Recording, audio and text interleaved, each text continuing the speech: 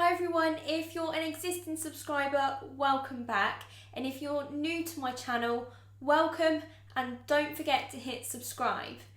Now, for those who don't know, I'm Alicia and I've been interviewing inspirational people and businesses to find out how and why they inspire other people. This week, I spoke with singer and band member Katie Rose Parker. Here's how it went.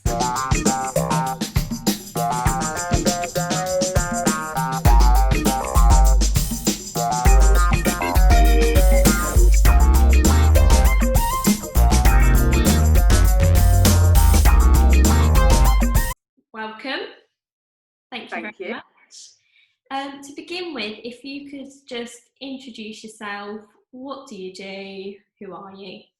So my name is Katie Rose. I am a singer slash entertainer, I suppose. I sing solo at functions, parties and things like that. In the daytimes, I do the care homes, and I'm also the lead singer of six-piece party band Harmony Express. Fantastic. So how long have you been singing, performing, acting? I think since, I know everyone's going to say this when they're a singer, but I think since Word Go, realistically, I think my mum enrolled me into a dance school when I was about 2.5.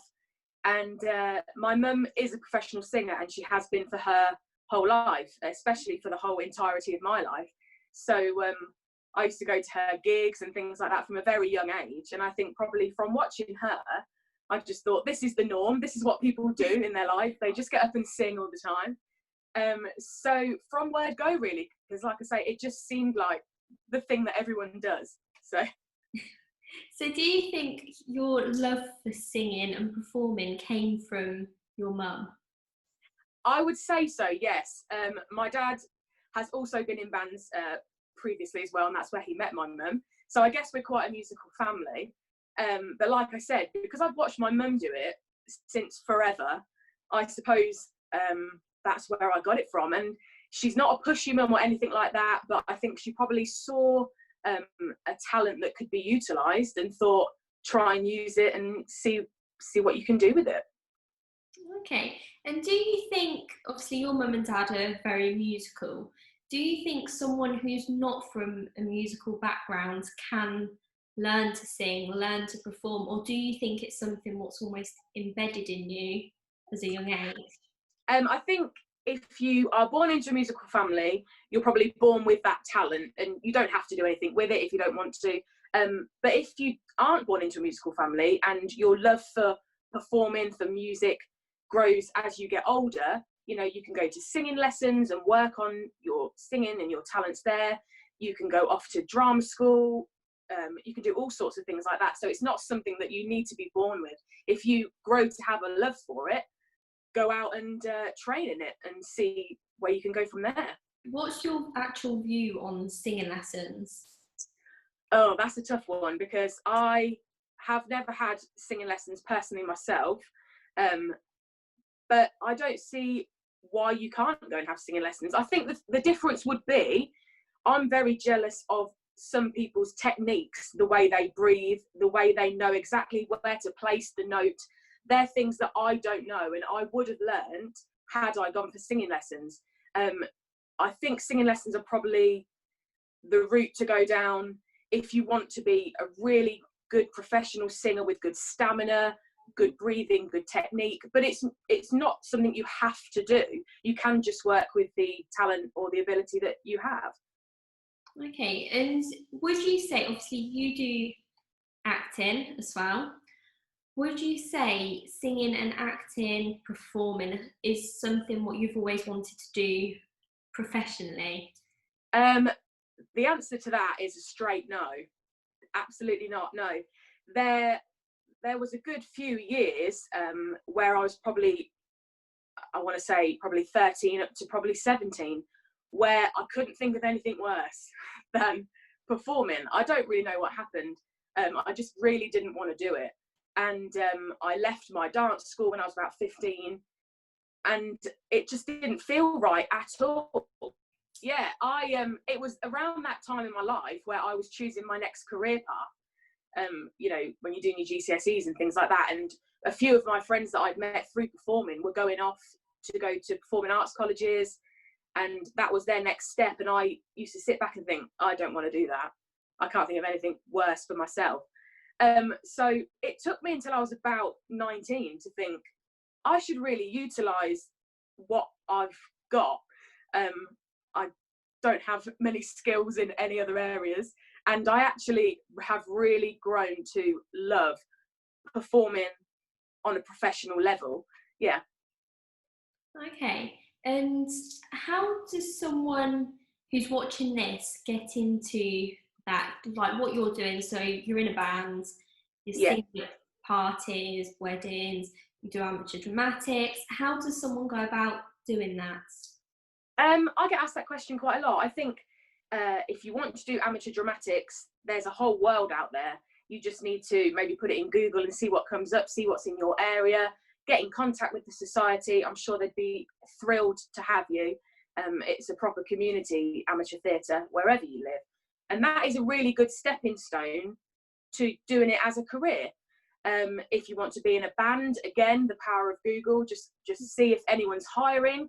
For me, with the band I'm currently in, I saw a Facebook advertisement. They were looking for a lead singer, and I actually did know a couple of people in the band anyway, so that does help. You know, it's sort of who you know and not always what you know. Yeah.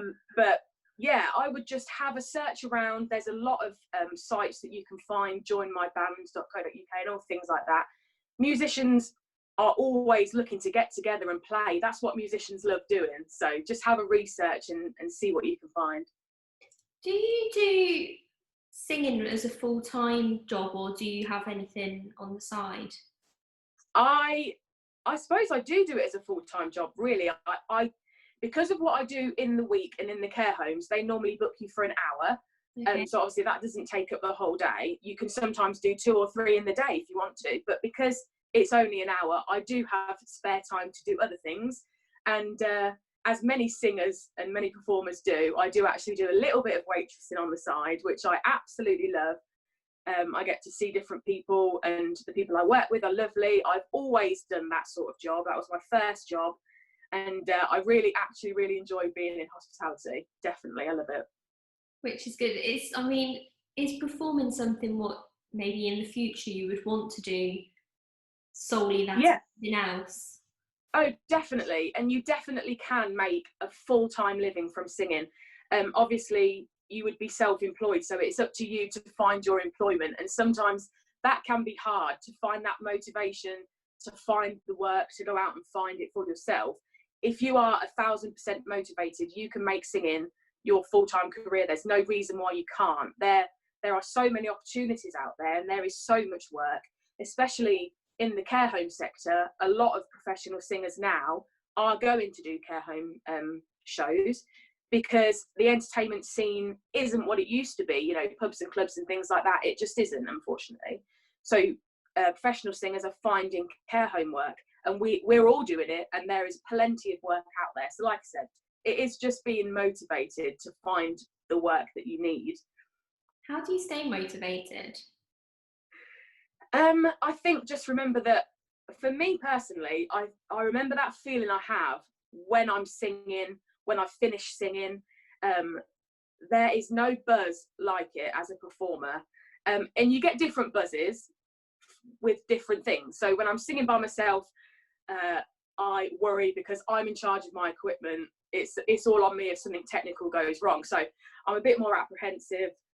But when I'm with the band, I'm not in charge of any of that. I'm at the front, shaking my little tail feather in my sequin dresses with my guys behind me, and there is no buzz like it. So performing, and in the care homes as well, there is, again, no feeling like it when you're connecting with the residents with music, and they're singing back to you, knowing every single lyric. There's just no feeling like it. It's definitely getting that buzz, and because it's so enjoyable. That's how I try and stay motivated with it. I suppose it's not far off a bit like an adrenaline rush. Absolutely, that is a really good way of putting it, especially if you're not a performer and you're thinking, what are you going on about? It is that adrenaline rush of just doing something that you really enjoy. Yeah. So obviously you've mentioned you perform quite a bit, amateur dramatics. Do you ever get nervous? I get asked that quite a lot, actually. I think, like I was just saying, when I'm solo, I'm not nervous for the singing part of it at all. It's the technical side of it. I think that's maybe something people don't think about when they're booking a singer. They're booking everything. And so I always think, oh, is my mic going to pack in? Is my music going to stop? So for that side of it, I do get nervous. But when I do like theatre and things like that, I just cannot wait to do the show. So I wouldn't say I ever get nervous for things like that. No, it's more the technical side, because I'm not very technical minded and I'm in charge of it. And I think, oh, is it going to work? It does. I would say 99% of the time, the equipment is fine. It's just me getting worked up for no reason. I suppose sometimes it's fun if it's fine and it's been fine. You're like, well, what if it does go? Yeah. What if this is the one time what it's going to go? This is going too well. Something is going to go wrong. That is it, yeah. In terms of TV programmes, so you have The Voice, you have X Factor, what's your sort of view on that? I think back in the day when all of them programmes, I think we can lump them all together in this answer. I think when they first all hit our TV screens, it was all about the talent, and it was finding really talented people, especially The Voice. I found that to be even more so about the talent. But I think as the years have gone on, they make these, in my opinion, they make these TV programmes for the entertainment factor. Obviously, we see a lot of bad auditions on these programmes, and that is what people love. I think if you ask people who watch, Saturday night entertainment and these TV shows, they're going to say, oh, do you remember that funny one where he couldn't sing in tune at all? And you don't remember the ones that were phenomenally talented. Yeah. So I think, like I said, back in the day, very much about the talent, but now it's more the entertainment purpose, I think. Is it something you'd ever consider going on? Definitely not. Really? No, never ever. It's quite funny, because I think many singers would say, if you ask them that question, would they go on? They would probably say no, unless they want exposure. Mm-hmm. If they've got Facebook pages or channels or anything like that, and they want more views and things, I think people use it as a platform for that. But I think people are wise to the fact that it's not about the talent anymore, I think. I know in the day that the way to get noticed was X Factor, was The Voice. How do people get noticed these days? I think obviously social media plays a massive part. For me, I mean, I'm only small fry in this sort of question, but for me, I have a Facebook page, and a lot of my care homes find me through Googling care home entertainers, and I pop up, and I try my hardest to keep it updated with videos and pictures and things like that. And people who have never met me in real life or seen me sing in real life book me through my Facebook page. Also, obviously, word of mouth plays a huge part, especially for the band, say. We are a local band, and as people, we're quite well known for what we do. We do other things as well. For instance, our band leader is a fireman. He's in charge of a fire station. So he's well known. People think, oh, I'll book his band because I know him. Do you know what I mean? So, yeah. And if people have seen us at a bar, they might think, oh, I'm getting married in 2 years' time. I'm going to have them because I've seen them. And it's things like that. So I suppose the more you get out there, the more you do, the more exposure you get. Yeah, so definitely, if you're looking to get gigs and things like that, you need to have, I think you need to have social media. You need to have a Facebook page, maybe a YouTube channel, and lead people to your social media. They can see you singing on there. For me, I try to keep my Facebook page updated as much as possible with videos and things. Obviously, with lockdown, it's been difficult to have any proper live footage, recent footage. But yeah, take as many videos as you can, when you're out with your band or you're out solo, take videos, take pictures, upload them to your social media. For me, through my care homes, I think my care home bookers sometimes Google looking for care home entertainers, and my Facebook page pops up. So that's a really good way of, you know, getting work through that. So it is the power of social media, I think. Word of mouth also, and exposure of just being out there and singing and having people seeing you. Brilliant. And what's your view on, you know, people sharing your stuff on social media? Does that help? Does it hinder? I think it would definitely help. I can tell if people have shared a singing video of mine, because say if 16 people share it, I always have loads and loads and loads of views. Then I have like 5,000-6,000 views. Whereas if I put it up myself and it doesn't get shared, sometimes I'll just have 700 odd. But I would never pressure anyone into sharing any of my stuff. If they think they like it and they think it's good, then that's fab if they share it. And I try and reciprocate where I can with friends that I know that have their own social media and they're trying to find their way in the world. Brilliant. Now I just want to move back on and talk about your acting. Okay, so you're involved with a couple of amateur dramatic societies. How many shows roughly do you end up doing a year? Oh, that's a good question. On a normal year, sometimes I can do 4. Okay. I have done 4 in the past. I would normally do a pantomime in January, a summer show, and then another show. But there was one year where I managed to do 4. It was the year I did Priscilla, and I can't even think what was going on. It was a few years ago, 3 or 4 years ago, and I did 4 shows. I was like, what am I doing? I tell you what it was. I was doing a play. So I'd done my pantomime, my show, my other show, and a play that year. So my brain was lots to learn. I bet. So do you ever get that like crossover on learning lines? I mean, that must be crazy. Definitely. I sometimes stand on stage and think, what scene is this? What show am I doing? Definitely. It's funny to think that you can remember all that stuff and you think, where is it going? Where am I keeping it?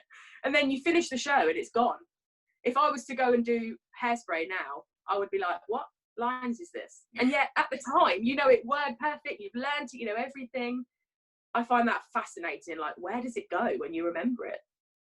What would you say is the best way to learn those lines? Obviously, you've got more than majority of people. Yeah.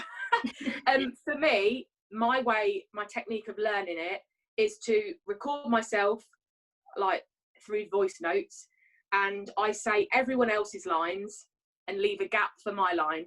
Okay. I need to be able to hear the words being said by other people. I know in the past, when I first started doing shows, I used to get my script, put a bit of paper on the lines and try and remember what I was saying, but I really need to hear it. So when you get in the rehearsal room with everyone, you know it's my line. Do you know what I mean? Yeah, completely get that. Yeah. And obviously, you wouldn't be able to just like record it and know your lines instantly. So how does the process go to? As the years have gone by, I tried to do it 3 times. So I record it. So I've said everyone else's lines. That's the first time. Then I'll listen to it back without me saying anything. Then I'll listen to it again and put my line in. And then I just go off book and hope for the best and see what happens. There's only so many times you can do your lines before you're like, your brain just stops. I'm just not taking this information in. I can imagine. And in terms of, I mean, you do quite a few shows. You've just mentioned a lot of the time you do 3 or 4 a year.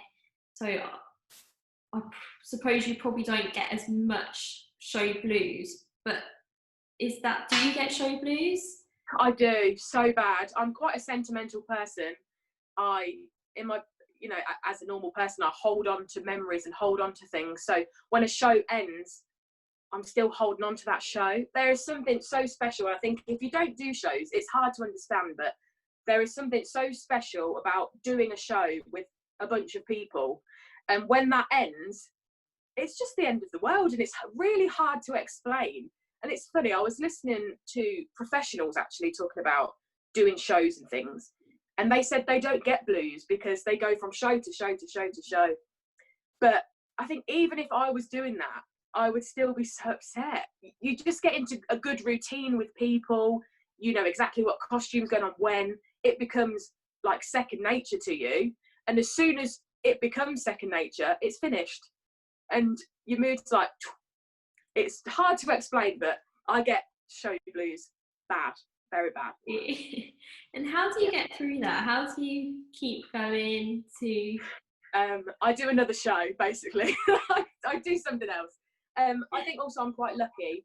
A few years ago when I was doing shows, I wasn't singing at all. Like I was saying, I was just waitressing. So I would have such a massive high doing these shows, and then I would go wait tables the next day. So the mood drop was quick. Yeah. But now my show ends and the next day I've probably got 2 gigs. So I'm still performing. So yeah. Which is good. Keeps you going. It is good. I'm glad I'm doing that now. When the show finishes, I think, at least I've got a gig tomorrow. Yeah. My mood's still up here. Yeah. Brilliant. So to finish with, I just have 10 super quick questions. Okay. Okay, are you ready? Yeah, I think so. Right. Singing or acting? Singing. Pink or purple? Pink. Crisps or biscuits? Biscuits. Favourite show you've ever done? Hairspray. Favourite character you've ever played? Tracy Turnblad. Sister Act or Shrek? Sister Act. Really? Yeah. I loved Sister Act. I thought it was fantastic. Loved it. I get that, to be fair. Yeah. Favourite song? Do you know what? It's Say My Name by Destiny's Child. And I don't know why. It's always been that song. I don't know why. I suppose it's one of them proper uplifting songs, isn't it? I love it, yeah. Band or solo? Band. Favourite memory? Doing Hairspray, I think. That was just phenomenal. Something I will never forget. And a bit of advice for anyone wanting to become a singer? Stay motivated. Really look at your goal. Get yourself out there. Get some social media and ask your friends to share it, and just keep motivated and keep going. Fantastic. Thank you very much. Thank you. Now, I hope you all enjoyed that interview with Katie. There's a couple of points that really stood out to myself, and I think it's something we can all learn. The first point I would like to talk about is the power of social media. So as Katie was saying, if you're a singer, songwriter, artist, if you post it on social media, then so many people are potentially going to see that, and you never know who's going to watch your video. Also, it just goes to show that if people share your video, what you're doing, the difference and the impact it has, whereas if they don't share. For example, the video where Katie's friends shared, she got nearly 6,000 views, whereas the ones that don't get shares, she gets a lot less. And that is so, so, so important to remember. And also, when you're trying to help others, it costs nothing to support your friends and just share their post. The second point I'd like to talk about is about learning lines. So if you're an actress, an actor, or even a singer and you're struggling to remember your lines, I know we all learn differently. The way Katie does it is to hear the words back. So that might be something for you to try. And even in everyday life, if you're doing a business meeting or a presentation, then you can use the exact same tactics. Now you can follow Katie at the links here. If you have someone that inspires you, comment below. I'm always so interested to find out who others find inspirational. Likewise, if you have an inspirational story to tell, comment below, drop me a message on social media, or even drop me an email. On Wednesday at 5 o'clock, I'll be speaking with YouTuber Amanda Muse. If you've enjoyed this video, give it a thumbs up, comment below, let me know what you think, and don't forget to hit subscribe. See you all on Wednesday. See you later.